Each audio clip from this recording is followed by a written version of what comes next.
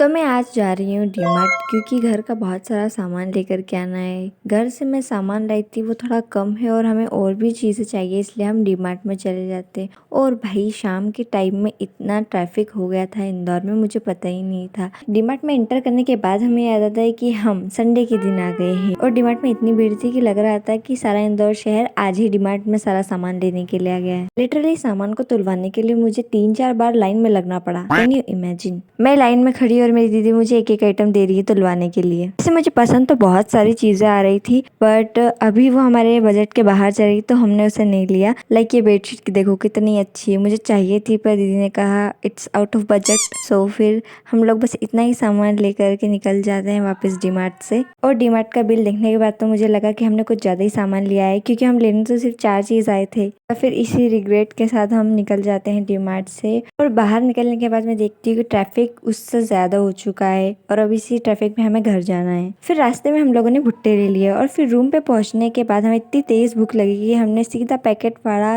और डीमार्ट से लाई हुई सामानों को यूज करने लग गए। और इस बारिश के मौसम में गरम गरम फ्राइज का मजा लेने के बाद हम दोनों सोने चले जाते हैं। Okay bye.